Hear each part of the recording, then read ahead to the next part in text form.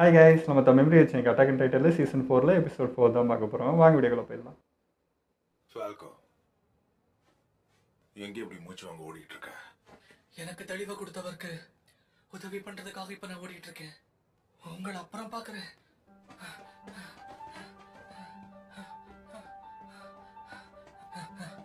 Falco, எனக்கு ஒரு உதவி பண்ணுவியா? கண்டிப்பா.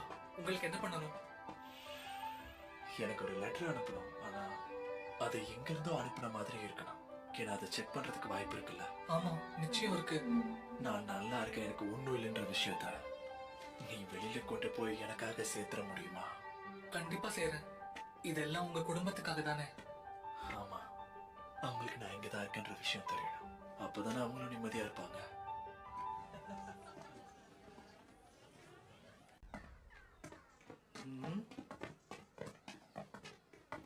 ஏய், எதுக்கு எல்லாரும் இப்படி ஓடுறாங்க? டைபர் ஃபேமிலி இன்னும் கொஞ்ச நேரத்துல வந்துருவாங்க. அதனால தான் எல்லாரும் போறாங்க. நீ என்ன சொன்ன? இது யாரு? இவங்க டைபர்ஸோட பர்சனல் கார்டு. இவங்க அனுமதி இல்லாம நம்மளால உள்ள போகவே முடியாது. உள்ள வாங்க. வெளியிலேயே காக்க வச்சதுக்கு என்ன மன்னிச்சிருங்க.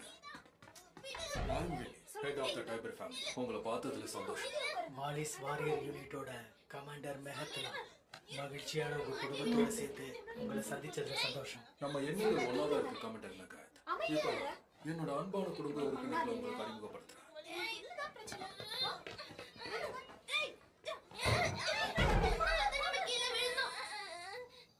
ரொம்ப வருஷமா வாரியர் யூனிட்ல இருக்கிற சக்சஸ்ஃபுல் கமாண்டர். உங்களை நினைச்ச பெருமையா இருக்கு. சோ நீங்க வாரியர் ஹேமர் டைட்டனை பத்தி தெரிஞ்சுக்க தானே இங்க வந்திருக்கீங்க? நோ சார், ஏதாவது க்ளூ கிடைக்கணும்னு நான் இங்க வரல. நாங்க எடுத்த முயற்சிக்கு அதுவாகவே எங்ககிட்ட வந்து சேரும். உங்களோட கான்ஃபிடன்ஸை நம்ம ஈஸியில் இருக்க வைக்குது. ஆனா என் குடும்பத்துல இருந்து யாராவது ஒருத்தர் அதுக்கு சொந்தமான நல்லா இருக்கும்.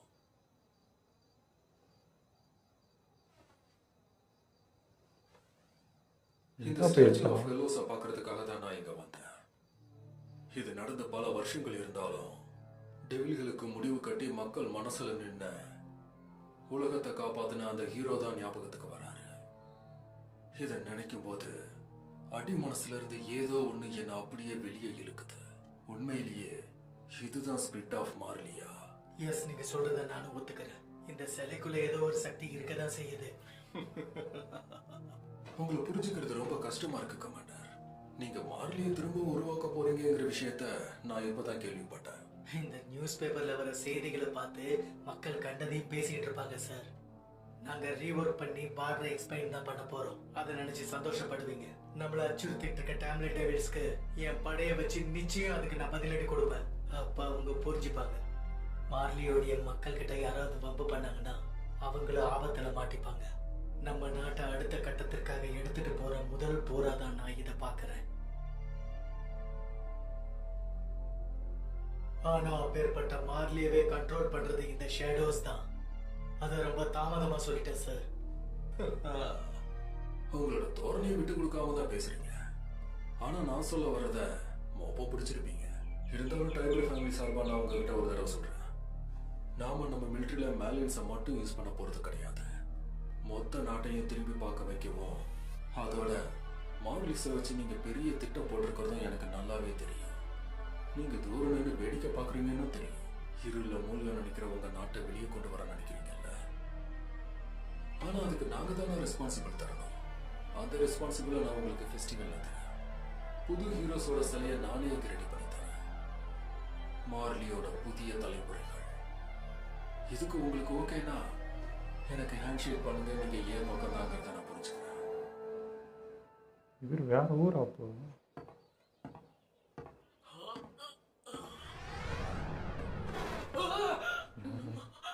Good morning park. இங்க என்ன பண்ணிட்டு ஒருத்தி எப்ப பார்த்தாலும் எங்கன்னா பத்துனுங்கிறா. பட ஆரம்பிச்சிருவேன். சாரி, நான் பயமுறுத்திட்டேன்ல. தயவு செஞ்சு கொஞ்சம் மனுஷன் மாதிரி நடக்கிறியா? அந்த டாலர் டைட்டில் வருவாங்கன்னு அவங்க பாதுகாப்பு அதிகப்படுத்தி வச்சிருப்பாங்க. ஆனா நம்ம வடக்குல இருக்க மலைப்பகுதி வழியா தான் போக போறோம். அப்படின்னா நாம நார்த்ல இருந்து அட்டாக் பண்ண போறோமா? நமக்கு இது வெறும் ஒரு ஆப்ஷன் தான். ஆனா நமக்கு நினைச்ச மாதிரியே ட்ரூப்ஸ் அண்ட் சப்ளைஸ் கிடைச்சிருச்சுன்னா நம்மளுடைய பெரிய கப்பல்களை வச்சு இந்த இடத்த கைப்பற்றவும் வாய்ப்பு இருக்கு. அப்ப நம்ம சவுத்துல இருந்து அட்டாக் பண்ண போறோமா? இல்ல அப்படி பண்ண போறது இல்ல. ஏன்னா இந்த வழியா போனா நம்ம கப்பல் படை நிச்சயம் தோத்துரும். plan பண்ணுங்க. அங்கதான் இருக்கும். அந்த நேரத்தை தான் நம்ம பயன்படுத்திக்க பார்க்கணும். அதெல்லாம் சரி. இப்ப நீங்க என்கிட்ட என்னதான் சொல்ல வரீங்க? நான் கலெக்ட் பண்ண இன்ஃபர்மேஷன் உங்ககிட்ட எடுத்து சொல்ல முயற்சி பண்ணிட்டு இருக்கேன் சார். இதுக்கு மேல நீங்க எந்த விளக்கமும் கொடுக்க வேணாம். சாமர்த்தியமா பேசி காரியத்தை சாதிக்கிறதுல எல்லியனுக்கு தான் ஃபர்ஸ்ட் பிரைஸ் கொடுக்கணும். ரொம்ப சாமர்த்தியமா நம்மளோட பிளான் அவர்கிட்ட சொல்லி தேவையானதை சாதிச்சிட்டியே. நீ இன்டெலிஜென்ட் தான். அடுத்து என்ன நடக்க போகுதுன்னு பாக்குறதுக்கு தான் நான் ஆர்வமா இருக்கேன். அந்த ஆர்வத்தை இந்த பசங்க நிச்சயம் குறைய விட மாட்டாங்கன்னு நம்புறேன்.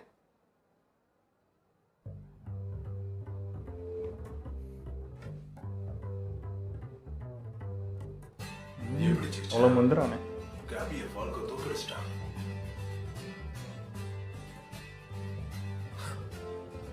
ஒரு பொண்ணை தோக்கடிச்சதுக்கு எப்படி கொண்டாடிக்கிட்டு இருக்காங்க இந்த பசங்க. கத்துக்க வேண்டியது நிறைய இருக்கு. நம்ம சின்ன அதான் இல்ல. சந்தோஷம் நினைக்கிறதுக்கு பின்னாடி பல விஷயங்கள் மறைஞ்சிருக்கும். இப்போ கேபியோட சூழ்நிலை எப்படி இருக்கும் தான் தெரியும். என்ன பசங்களா எல்லாரும் கொண்டாட்டமா இருக்கீங்க? கடைசியில நான் கேபியை தோக்கடிச்சிட்டேன். உண்மையாவா? அது யார் பெரிய அவ விஷயம். போறா? இல்ல, அது வெறும் ரேஸ் மட்டும்தான். ஆனா என் ஆளுக்கு வரலாறுல இதான் முதல் பக்கமே.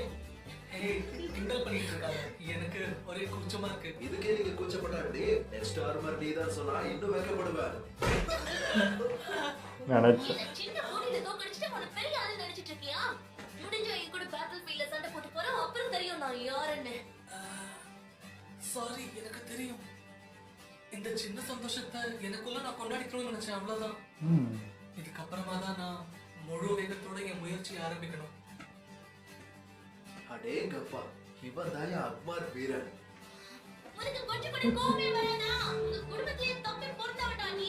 உனக்கு மட்டும் ஏன் அந்த மாதிரி கோவமே பிரச்சனையே வரமாட்டேங்குது? கிடக்கும். உன்னை யாரா செலக்ட் பண்ணது? பொறாம வேற ஒன்றும் இல்லை.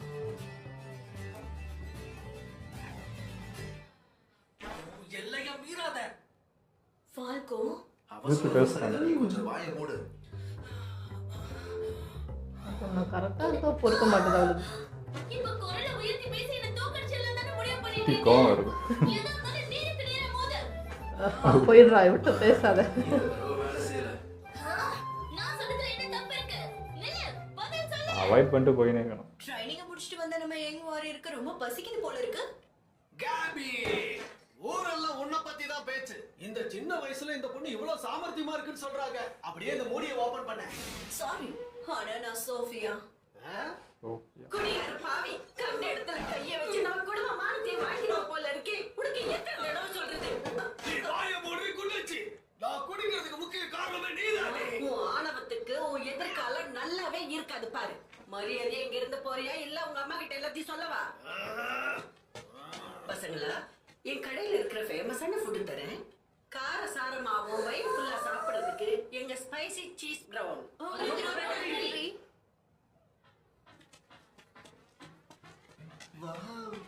மொத்தம் போகுது. இந்த இடத்துல தான் வார் நடத்தலாமா வேணாமான்ற தீர்மானத்தை பேச போறாங்களா?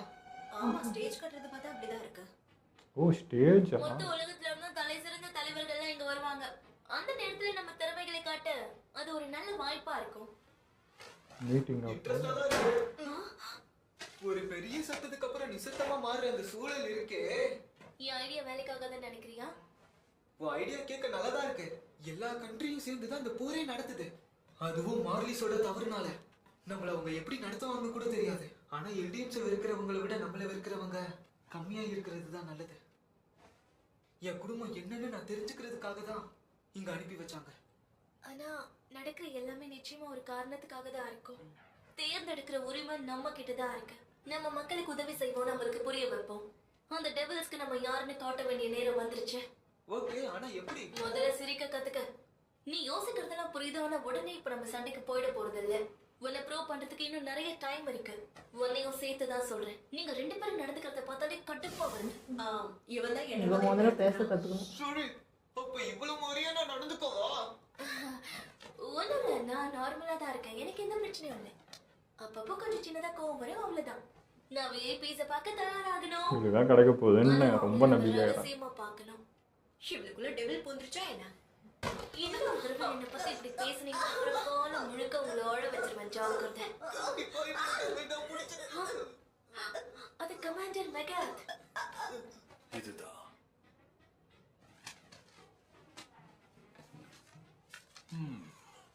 ரொம்ப பெரிய விஷயம் ஏதோ ஒன்று பண்ணிட்டு இருக்கீங்க போல இருக்கு.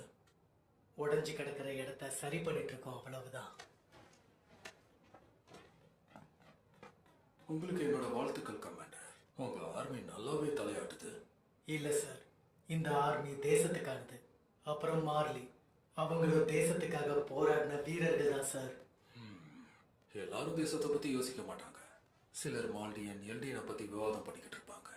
ஆனா என்ன மாதிரியான ஆட்கள் கடமைக்கும் குடும்பத்துக்கும் நடுவில் மாட்டிக்கிட்டு முடிச்சுக்கிட்டு இருக்கோம். அது ரொம்பவே பாரமா இருக்கு. இந்த விஷயங்களை ஒரு நிமிஷத்துல மறந்துட்டு போயிடலாம். ஆனா நேரத்தை தவற விட்டா அது நமக்கு திரும்ப கிடைக்காது. திடீர்னு எனக்கு ஏதாவது ஆயிடுச்சுன்னா 2 நாள் என்னை பத்தி பேசுவாங்க, அப்புறம் அவங்க வேலையை பார்க்க ஆரம்பிச்சிருவாங்க. இங்க இருந்த வீடு ஏற்கனவே இடிஞ்சுதான் இருந்தது. சில பில்லர்ஸ் எடுத்து ரீயூசபிளுக்கு அனுப்பியிருக்கோம். உண்மை என்னன்னா, வீட்டோட சந்தோஷம் கெடக்கூடாதுன்னா நாம நல்லபடியா நடந்துக்கணும். நிஜமா நான் தான் உங்களுக்கு தேங்க்ஸ் சொல்லி ஆகணும் குரோகர். ஆனஸ்டா இன்னைக்கு கேபியை நான் ஜெயிச்சதுக்கான காரணம் நீங்க கொடுத்த ஊக்கம் தான். இதுக்கப்புறம் நான் முன்னேறி போயிட்டே இருக்க போறேன். உன்ன மாதிரி இருக்கும்போது நானும் இப்படி தான் சொல்லிக்கிட்டு இருந்தேன். ரொம்ப நன்றி எனக்காக லெட்டர்ஸ் நீ அங்கே போய் போட்டதுக்கு. எனக்கு இன்னொரு உதவி பண்ணுவியா? கண்டிப்பா. இந்த கிளவுஸை உங்க ஃபேமிலிக்கு நான் அனுப்பி வைக்கணுமா? இந்த ஹாஸ்பிட்டலில் பொழுத கழிக்கிறதுக்கு ரொம்ப கஷ்டமா இருக்கு. கஷ்டமா இருந்தாலும் இங்கே இருக்கும்போது நான் உன்ன மாதிரியே தான் ஃபீல் பண்ணுறேன். இங்கே ஃபர்ஸ்ட் நான் என்னுடைய சொந்த ஊருக்கு தான் போயாகணும். கண்டிப்பா அது நடக்கும். டாக்டர் வந்துட்டு இருக்காரு. சரி, நான் போயிட்டு வரேன். பார்த்தேன். நான் வந்து இங்க உட்காரலாமா? போடாப்பா. அந்த உட்காரு. தேங்க்ஸ், எனக்கு இது பிடிச்சிருக்கு. என்னோட பேரு ஜேகர். இந்த ஜோனுக்கு நான் தான் டாக்டர். அப்படியே இந்த வழியா நடந்து போய் டீ சாப்பிட்டுட்டு வரலாம்னு நினைச்சேன். உங்களை சந்திச்சதுல நான் சந்தோஷப்படுறேன். உங்களை சந்திச்சதுலயும் சந்தோஷம். கொஞ்ச நேரத்துக்கு முன்னாடி நீங்க ஒரு பையன் கிட்ட பேசுறத பார்த்தேன். அவன் உங்க ஃப்ரெண்டா? ஆமா ஆமா. என்னையும் ஒரு நல்ல ஃப்ரெண்டா ஏத்துக்கிட்டு உங்க கூட நான் உட்காந்து இங்க பேசுறதுக்கு அனுமதி தருவீங்களா? எல்டிஎன் வச்சிருக்கிற அடுத்த பிளான்ல உங்களுக்கு தெரியுமா? பாரடைஸ் ஐலண்டுக்கு போன மாதிரியே நடந்துருமோன்னு எனக்கு பயமா இருக்கு. அண்ணன் தங்கச்சின்னு ஓடி ஆடி விளையாட வேண்டிய வயசுல ஒரு வாரியர் ஆகணும்னு தன்னை அர்ப்பணிச்சுக்கிட்டு இருக்கான். இவன் அண்ணனை மாதிரியே ஒரு பீஸ்ட் டைட்டன் ஆகணுங்கிறதா இவனோட ஆசை. அதனாலதான் சொல்றேன், அவன்கிட்ட இருந்து நீ கொஞ்சம் தள்ளி இருக்கிறது தான் உனக்கு நல்லது. அது சரி, இதெல்லாம் எதுக்காக என்கிட்ட சொல்றீங்க? அவனை பார்க்கும்போது சின்ன வயசுல உன்னை பார்க்குற மாதிரி உனக்கு தோணலையா? எல்லாரும் இப்போ அவங்க குடும்பத்தோட சேர்ந்து சந்தோஷமா இருக்காங்க. உனக்கு உன் குடும்பத்தோட இருக்கணும்னு உனக்கு தோணலையா? மனசுல அவ்வளவு வழிகளை சுமக்கிறது நல்லதில்லை. நீ உடனடியாக உன் ஃபேமிலியை போய் பார்க்கறது நல்லது. மக்கள் மறுபடியும் உன்னை ஏற்றுக்கிறதுக்கு தயாரா இருக்காங்க. ஆனா முன்னேறதுக்கான முடிவை நீ எடுக்க தயாரா இருக்கியான்னு சொல்லு.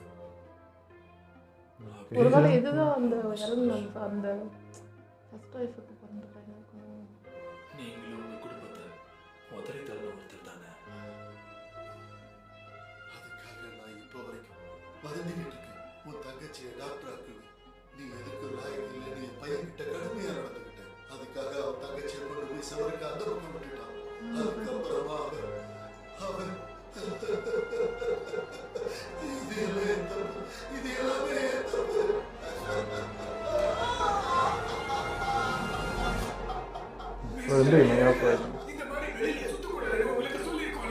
இவர் உங்களுக்கு ஏதாவது தொந்தரவு கொடுத்திருந்தா எங்களை மன்னிச்சிடுங்க. பாதிக்கப்பட்டிருக்காரா? உங்களை சுத்தி எந்த பிரச்சனையும் இல்லை.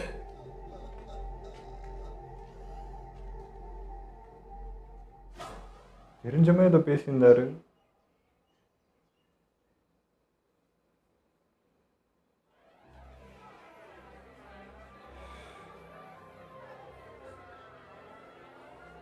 இவங்களை பத்தி நான் பேப்பர்ல தான் படிச்சிருக்கேன்.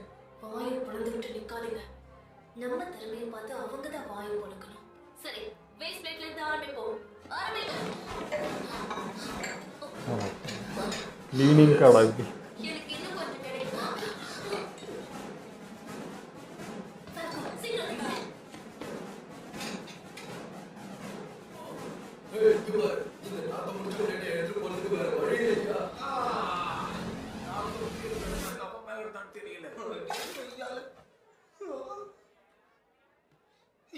என்ன தயவு செஞ்சு மன்னிச்சிருங்க மேம். சும்மா கத்தி கூப்பாடு போடல. ஆனா நான் ஒயில உங்க அழகான அவுட்ஃபிட்ல ஊத்திட்டேனே. மயிலேடி அங்க எல்லாமே ஓகே தானே? ஏன் எல்லாரும் இங்கே பாக்குறீங்க? வைனா எடுக்கும்போது தவறுதலா என் மேல ஊத்திக்கிட்டேன். அதுக்காகவா இப்படி பாக்குறீங்க? ரொம்ப தேங்க்ஸ் தம்பி. இப்படி நடந்ததுக்கு ரொம்ப சாரி மேடம். நாம இந்த வழியா தான் போகணும். உங்களுக்கு உங்களுக்கு என்கிட்ட இருந்து என்ன வேணும்? அடுத்த தடவை சந்திக்கும் போது உனக்கே இதெல்லாம் எதுக்குன்னு புரியும். நீ ஓகே தானே?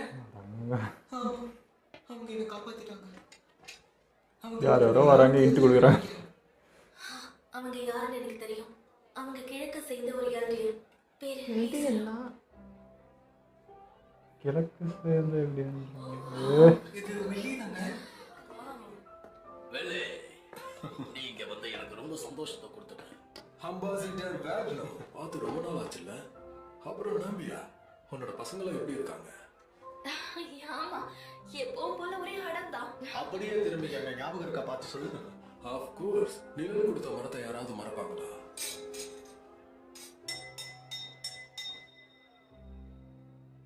இங்க வந்து எல்லாருக்கும் ஒரு வார்ம் வெல்கம் பண்ணிடுறேன். நான் கொடுத்த அழைப்பதற்கு மரியாதை கொடுக்கும் விதமா இங்க வந்த எல்லாருக்கும் நன்றி. கொஞ்ச நாளைக்கு முன்னாடி நான் ஒரு விஷயத்தை ஆராய்ச்சி பண்ணிட்டு இருக்கும் போது என் மண்ணில் ஆணி அடிக்கிற மாதிரி ஒரு விஷயம் உறுத்துச்சு. நாம ஏன் முடிஞ்சதுன்னு நினைச்சு விடவே மாட்டேங்கிறோம்.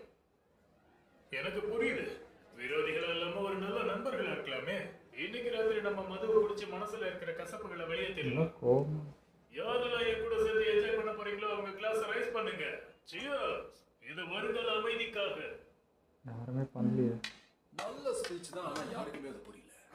நம்ம கெஸ்ட் லைக்க வைக்கணுமே தவிர அவங்கள வெறுக்க வைக்க கூடாது, புரிஞ்சுதா? இப்ப நீயே அமைதியா ஸ்டேஜை விட்டு இறங்கி போறது உனக்கு ரொம்ப நல்லது. உங்க ஸ்பீச்சுக்கு ரொம்ப தேங்க்ஸ் மிஸ்டர்.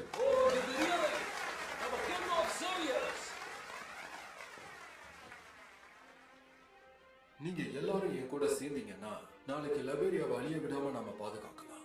வெளியே வந்தா உயிர் போயிருமோங்கிற பயத்துல மக்கள் வீட்டுக்குள்ள இருக்க வேண்டிய அவசியம் இருக்காது. மக்கள் டெவில்ஸ பத்தி ஒரு முறை புரிஞ்சுக்க ஆரம்பிச்சிட்டாங்கன்னா ஹன்சிஸ்டர் பேசிக்கல்னு நம்ம மனசுல பல கதைகள் பயத்தையும் ஒரு விதமான கசப்பத்தன்மையையும் விதைச்சிருக்க. டெவில்ஸ அழிக்கிறதுக்காக திரும்பவும் மாலிஸை பயன்படுத்துறது எனக்கு பிடிக்கல. திரும்பவும் அது நடக்கிறதுக்கு நாம அனுமதிக்க கூடாது. ஒரு டைடுனால நம்மளுக்கு நிச்சயம் அமைதியை திரும்ப கொண்டு வந்து தர முடியும். இனி நீங்க என்கிட்ட கேட்க போற எல்லா கேள்விக்குமான ஒரே பதில் நிச்சயம் நான் அதை உங்களுக்கு தெரியப்படுத்துவேன். நாளைக்கு ராத்திரியே நீங்க அதை தெரிஞ்சுக்கீங்க. அமைதி நிலைக்குறையாக நம்ம பாதுகாப்பை உறுதி செய்யறதுக்கு நம்மளால நிச்சயம் சாதிச்சு காட்டுங்க. புது சகாப்தத்துக்கான சாட்சியாக இருப்போம்.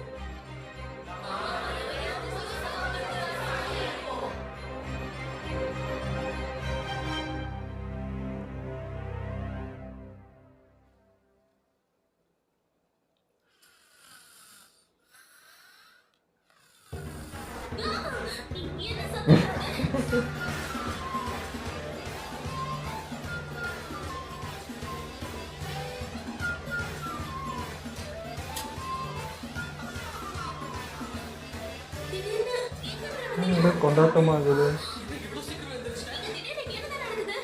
இன்னைக்கு இங்க ஃபெஸ்டிவல். எல்லா மக்களும் காலையில இருந்து வீட்டுக்கு வெளியில தான் சுத்திட்டு இருக்காங்க. ஏகப்பட்ட சாப்பாடு கடை திறந்திருக்காங்க தெரியுமா? இந்த ட்ரை பண்ணி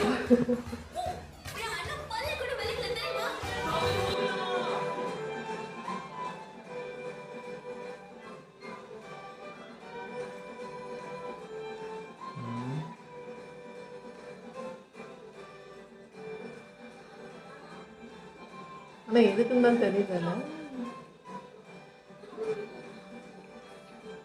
ஃபைனல் முறைப்பான்னு பார்த்தா வாங்கிட்டான். ஹெல்ப் பண்றேன். எனக்கு வலிக்குது.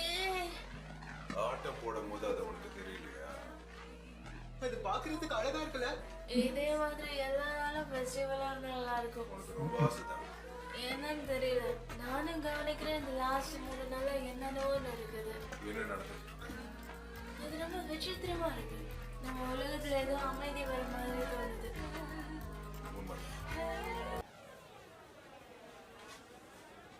ஏய், ஃபெஸ்டிவல் நல்லா என்ஜாய் பண்ணீங்களா? ஒரு நிமிஷம், ஃபால்கோ எங்க போனா? கூட்டத்துல யாராவது தெரிஞ்சவங்கள பார்த்துருப்பான்னு நினைக்கிறேன். ஹாய் சொல்லிட்டு வரேன்னு போனா. ஏன் அவன் வர்றதுக்கு இவ்வளவு லேட் பண்றான்? எதுக்காக எப்ப பாரு நீ பயந்து நடுங்கிக்கிட்டே இருக்க? மக்கள் கூட்டம் ரொம்ப அதிகமா இருக்கு. அங்க பாருங்க, அவன் சீக்கிரமா திரும்பி வந்துட்டான். மிஸ்டர் பிரவுன், அம்மா நீ எங்க தான் போய் தொலைஞ்ச? சார் என் கூட நீங்க கொஞ்சம் வரீங்களா? ஏற்கனவே ரொம்ப லேட் ஆயிடுச்சு. பரவாயில்ல, ஒன்றும் பிரச்சனை இல்லை. இந்த ஃபெஸ்டிவல் முடியறதுக்கு இன்னும் நிறைய நேரம் இருக்கு. இந்த பக்கம் வாங்க. நீ இதை பத்தி சொல்ல ஒரு ஃபால்கோ. இன்னும் கொஞ்ச நேரத்துல அது உங்களுக்கே தெரிஞ்சிடும். வாங்க கீழே போகலாம். இந்த பேஸ்மெண்ட்டா? இது இந்த ஊர். இந்த ஊரு தான். அவரை கூட்டிட்டு வந்துட்டேன். ஈவினிங் ஒரு வழியா 4 வருஷம் கழிச்சு பார்க்கலாம். ராய்னா ஹாய். பாத்தியா நான் சொன்னேன்ல. இந்த எபிசோடில் நிறைய இன்ட்டு எங்கென்னமோ கொடுத்துட்டு இருந்தாங்க. புது புது கேரக்டர் வந்துச்சு, ஏதோ சொல்லிட்டு இருந்தது. இதுவே சரி நான் உங்கள்கிட்ட கேட்டுக்கலாம் அப்படின்னு இருந்தேன். கடைசியாக வந்தாங்க பாருங்க ஒரு ட்விஸ்ட்டு. இறன்னும் போது எனக்கு ஷாக்குங்க நிஜமா. இறன் அது அவன் முகமாக இது வேற யாரோ நினச்சி நாங்கள் பார்த்துட்டு இருக்கோம். மாறு வேஷத்தில் வந்திருக்கானா, இது என்ன கதைன்னு எனக்கு புரியல. இவங்க நடுலேயே சொன்னாங்க க்ரீன் கலர் கண்ணு அப்படின்னும் போது கூட இறன் மூஞ்சா இல்லையடா வேற யாரோ மாதிரி தானே இருக்கு அப்படின்னு சொல்லிட்டு பார்த்தேன். பார்த்தா இறனோட தாத்தாவும் வந்து பேசினேன். அவரும் ஏதோ மனநல பாதிக்கப்பட்டு எதாச்சும் ஏதோ பேசின மாதிரி தான் இருந்தது. தெரிஞ்சு பேசின மாதிரி இல்லை.